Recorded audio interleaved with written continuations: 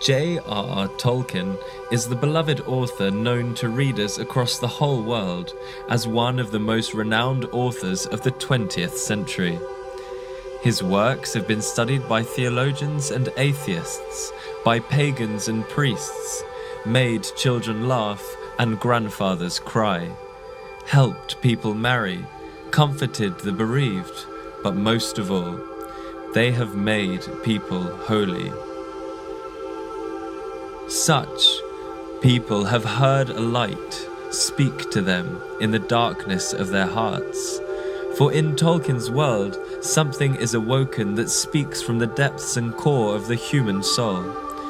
Ranging from his smaller tales such as The Adventures of Tom Bombadil to his great epics such as The Lord of the Rings, we see a whole panoply of human experience, tragedy, heroism, glory and despair, grace and evil, nature and supernature. But most of all, we see a new light that speaks out of the depths of the cosmos that Tolkien saw and heard and wrote. In his vision, we understand something of the sacramental perspective, the perspective where all is radiant because it is filled with the presence of the Creator. In Tolkien's world, we are invited to see all living things afresh and in a new perspective through the sub-creative imagination, an imagination at the service of the Creator that invites us to enter into fantasy, not as a way of escaping from reality, but as a way of entering more deeply into the truths of the real. So in this time where post-modernity, science and reason has on popular consensus destroyed faith, in Tolkien's art, we seek and find a new sense of wisdom and hope that all things really can be unified in a meaningful narrative, a narrative that has spoken to the millions of hearts who have listened to his words across the globe.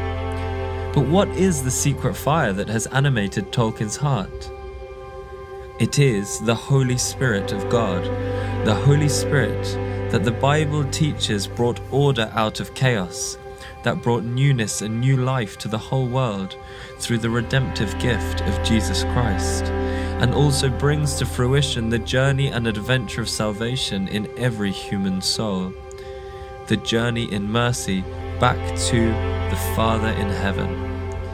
And it is this same Holy Spirit that Tolkien was so enamored by, so animated by, and it is this Holy Spirit that we can find the interpretive key to the whole opus that Tolkien brought into life.